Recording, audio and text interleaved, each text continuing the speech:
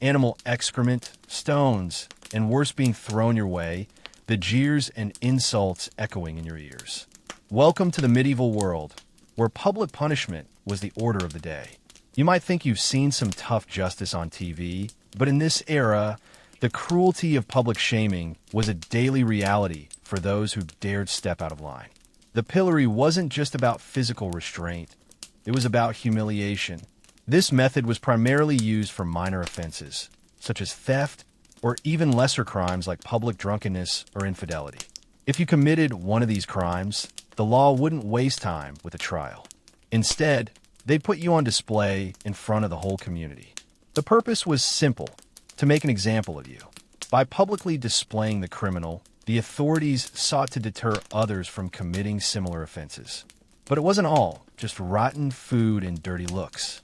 While the crowd jeered, there was a real danger that things would escalate.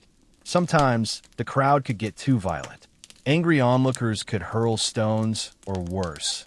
And while the pillory kept you in place, it didn't offer protection from brutal physical harm. In the most extreme cases, this form of punishment could turn fatal. An angry crowd can be a dangerous thing when given the power to inflict violence on a helpless person. The historical context of the pillory ties back to a society that had little regard for individual rights. The law was a tool of fear. For minor crimes, people were subjected to public exposure, but for more severe offenses, the penalties only grew worse. Historians still argue whether these punishments were effective in reducing crime or simply a way for rulers to maintain control through fear. Now, take a breath, because things are about to get much darker. We've seen the psychological torment of public humiliation, but what about physical suffering that could break a person's body and spirit? Let's turn the corner and leave the jeering crowds behind. Picture yourself in a dimly lit chamber, the air thick with the scent of metal, sweat, and fear. You're standing in front of a torture device that seems more like a medieval version of a vice, the thumbscrew. It's small, but its purpose? Nothing short of agony.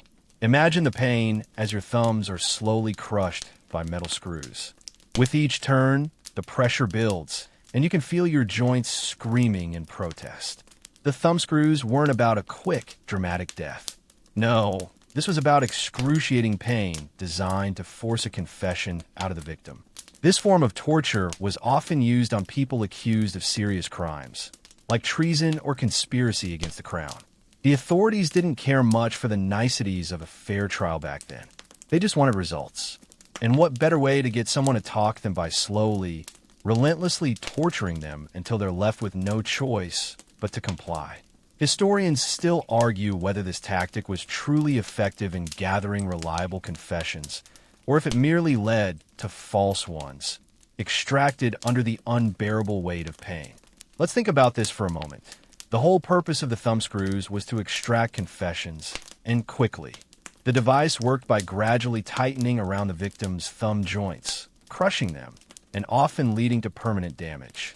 This wasn't just about physical pain. The psychological pressure was immense. The torturer might give you the chance to confess to something, anything, to end the misery. And so people did. The slow, methodical breaking of the body was a tactic that forced victims to give in, whether they were guilty or not. In this world, a confession was the only thing that mattered, and it was worth any price, even if that meant relying on false admissions born of desperation. Now, let's shift our attention to something far more grotesque and mechanical. Imagine you're strapped to a rack, a large wooden contraption built specifically for stretching your body to the brink of breaking. It's not just physical pain. This is torture that twists your very soul. The rack wasn't just about inflicting pain, it was about breaking the human body in the most brutal way possible. Your arms and legs were bound to ropes, and with each turn of the handle, your body was pulled further and further. The stretching would cause ligaments to tear, joints to dislocate, and muscles to rip. The process was agonizing, and the fear of what was to come was enough to drive a person mad. Auditory horror, the sickening sound of joints popping out of place, was often the breaking point. And if that didn't do it, there was always the threat of limbs being torn from your body altogether. It was designed to force a confession, no matter how much pain you had to endure. Historical context tells us that the rack was used predominantly on individuals suspected of serious crimes, especially treason, heresy, or rebellion. The medieval authorities believed that these crimes were such an affront to the social order that they required extreme measures to extract the truth. The idea was simple: stretch the victim beyond the point of endurance, and eventually they'd crack. And historians still debate whether the rack was used to extract confessions that were truthful or if it merely weakened the victim to the point where anything could be forced out. Was it justice or simply an instrument of power? But even the rack seems a little tame compared to what came next. Picture yourself strapped to a wheel. Not one of those fun carnival rides, but a breaking wheel designed to crush and mangle your limbs. Imagine the excruciating pain as your bones are shattered one by one. Let's shift to something even more unsettling: the breaking wheel. If the rack stretched your body beyond reason, the wheel twisted and mangled it in ways that seemed almost unimaginable. Picture yourself being strapped to a large wooden wheel, your limbs splayed out, tied to the spokes as the wheel revolves. And then, the torturer steps forward, an iron hammer in hand. With a sickening thud, he strikes your legs, arms, and torso, breaking your bones, causing deep, terrible fractures that seem to echo throughout your entire body. The pain is sharp, relentless, and without mercy. This punishment wasn't meant to kill immediately. No, the breaking wheel was a public spectacle that slowly crushed the victim's body into a bloody pulp.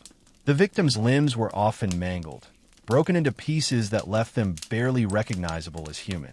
After the physical torment, the victim's body would be left hanging in public view, sometimes tied to the wheel itself or placed in a display where birds or other scavengers would pick at their remains. The public humiliation was a key element of this punishment, meant to send a message to anyone thinking of defying the law. The historical context of the breaking wheel places it squarely in the realm of executions for heinous crimes, such as murder, treason, or rebellion. It was a way to display the authorities' power over life and death, a brutal reminder that those who violated the social order would suffer the ultimate consequence. And the punishment wasn't just for the victim. It was a form of terror designed to keep the rest of the population in check. The message was clear: defy the law, and you risk suffering a slow, painful, and public death. Historians still argue whether the psychological terror of such executions was more effective than the physical pain, as it served to instill fear in the community. Now, let's talk about something even more public and terrifying: burning at the stake. Picture this. Someone is tied to a wooden stake, surrounded by kindling, the flames licking at their feet. It wasn't a quick death. In fact, most condemned would suffocate before the flames ever reached their flesh. And yet, the sheer terror of the process would make the experience seem even more harrowing. Burning at the stake was not just an execution. It was a horrific public display, often used for people accused of witchcraft, heresy, or blasphemy. This form of execution was a grotesque reminder of the social order and its laws. The condemned were often given the chance to recant or confess, but the chances of survival were slim to none. And even if they did manage to stay alive long enough for the flames to reach them, the psychological suffering was unbearable. The authorities would sometimes delay the fire, giving the condemned person time to ponder their fate, prolonging their suffering. Heat stroke and blood loss would set in long before the flames finished the job. Historically, burning at the stake was a method primarily used in periods of religious persecution, particularly during the witch hunts of the 16th and 17th centuries. In these times, any sign of rebellion against the established religious order was often seen as an act of defiance against God, and the authorities believed that such an offense needed a punishment that was not only physical, but also symbolic. Burning was a way of showing that the body was tainted or unclean, especially when directed at those accused of witchcraft. Historians still argue whether this extreme punishment was truly about rooting out heresy or simply about using the power of fear to control the masses. But before we continue our journey through these dark times, let's pause to look at something that's not just about death or disfigurement, but about something much worse: torture designed to break you completely. Picture yourself sitting in a chair, an iron chair, a device designed to slowly grind away at your sanity and your body. As the fire's smoke begins to fade into the air, we turn our attention to something that promises to hurt in a whole different way: the iron chair. Imagine being strapped into a chair that seems harmless enough at first, but as you settle in, you quickly realize that it's far from it. The seat, back, and armrests of this chair are lined with sharp metal spikes, each one waiting to dig into your flesh. It's not about a quick death. No, this is about a slow, torturous experience, where the pain is constant and the suffering relentless. The iron chair wasn't a flashy contraption. It was simple, but that was part of its terror. It didn't need to be extravagant, because its simplicity was what made it so devastating. The victim would be forced to sit in the chair, their weight driving the spikes deeper into their skin. It was an excruciating form of physical torment, designed to break both the body and the will. With every passing second, blood would begin to pool, the pain intensifying with every inch of movement. The longer the victim sat, the more they would bleed and wither under the pressure. It wasn't just a test of physical endurance. It was a test of mental strength. Historians often debate how widespread the use of the iron chair really was, but it's clear that it served as a way to enforce compliance and obedience from those accused of crimes. The victim wasn't necessarily going to die immediately, but the experience would leave them deeply scarred, physically and psychologically. And much like the thumbscrews or the rack, the ultimate goal was to break the victim's will, forcing them to confess to whatever they were accused of. The psychological toll was just as significant as the physical pain. Let's pause here for a moment, because we're about to leave the world of torture devices and talk about something even more brutal, something that took place in public and was meant to teach a lesson to all who watched.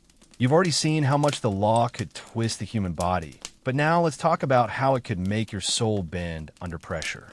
Before we go on, let's take a moment to acknowledge something that's almost too dark to comprehend.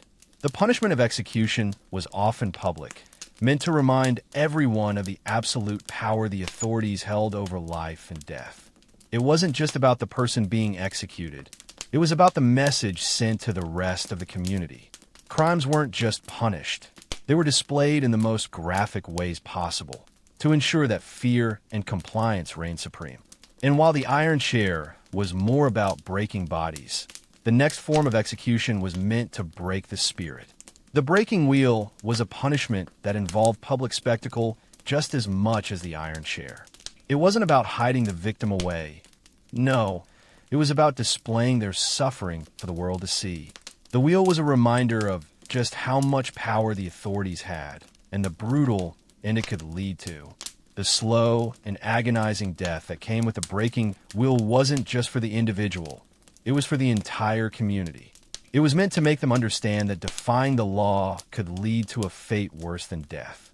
As we shift gears into something even darker, let's think about how these executions were designed to send a message, and how the public nature of these punishments was just as important as the pain the criminal felt. Imagine that you're in the town square, watching this unfold. It wasn't just a way to punish. It was a reminder of control. Now, let's take a step back and breathe as we transition into the last of these medieval punishments. The iron chair and breaking wheel have certainly demonstrated how far the authorities would go to instill fear, but we're going to finish this journey by discussing something that seems almost too horrific to fathom: burning at the stake. Imagine, if you can, being tied to a wooden stake in the middle of a bustling town square. The crowd is gathered around. Their faces a mix of curiosity, fear, and anticipation. The condemned person stands there, waiting for the inevitable. But here's the thing: burning at the stake wasn't quick. It wasn't about immediate death. No, the condemned would suffocate first, the smoke filling their lungs as the flames danced around their feet, a tormenting prelude to what was to come. The true horror, though, was the mental suffering. It was a slow process, the heat building as the fire took its time. The screams would have echoed across the square as the victim endured. Not only the pain, but the very real fear of what was about to happen. The most unsettling aspect of burning at the stake was that it wasn't a private execution. It was a public spectacle. It wasn't just about punishing the individual. It was about making an example of them. Witches, heretics, and blasphemers, those who defied the religious or social order, were all potential candidates for this terrible fate. The idea was simple. Make an example out of those who threatened the established order. This wasn't simply a punishment for the accused. It was a warning to the entire community. This gruesome fate was especially common during the Inquisition, when religious authorities felt justified in rooting out heresy wherever they found it. The most infamous of these was, of course, the witch hunts. But it didn't just stop there. If you challenged the dominant religious norms, you were target. Many of those executed in this way were not even guilty of the crimes they were accused of. In fact, many were innocent victims caught up in a storm of religious paranoia. Historians still argue whether the use of burning at the stake was more about enforcing religious conformity or whether it was truly intended to eliminate a threat to the state. So, as we reflect on these brutal and horrifying practices, it's impossible not to see the connection between public executions and the way authority used fear to control society. The whole point was to display the consequences of defying the law in the most visceral way possible. The execution wasn't just for the condemned person. It was for the rest of the town to witness. It was about punishing the body, yes, but it was also about breaking the spirit of anyone who might consider stepping out of line. But now, as we ease into the final stretch of our journey, let's step back and take a moment to consider the after effects. It's not just about the physical torment these punishments caused, but how they changed the lives of those who witnessed them. These executions, tortures, and humiliations became part of the social fabric. They were intended to send a message about power. That power was absolute, and defiance would be met with the most horrible consequences imaginable. Now, as we approach the end of our story, imagine the townspeople leaving the square after witnessing one of these punishments. Their minds are haunted by what they've just witnessed. They walk away in silence, no doubt fearful of what might happen to them if they ever break the law. And in that fear, they remain under control. The brutal punishments of the medieval world served as a constant reminder. Break the rules, and you could end up like the poor soul who just paid the ultimate price. But as history marched on, these dark ages of punishment slowly began to fade. The world eventually grew more merciful. Laws became more structured, and punishments moved away from the spectacle of physical suffering. Yet, the shadows of these ancient practices remain, reminding us of just how far society once went to maintain control. Now, we leave this chapter behind as you drift off to sleep, perhaps feeling grateful for the modern world, where justice is less about fear and more about reason. The medieval world, with its grotesque punishments and iron-fisted authority, now feels like a distant echo, one we only glimpse in the pages of history. But tonight, we've walked through its streets together, witnessing the horrors, the fears, and the strange fascination these punishments still hold. As you close your eyes, let the images of these grim times fade into the quiet of the night. You are far from those dark days now, and that's something to sleep soundly about.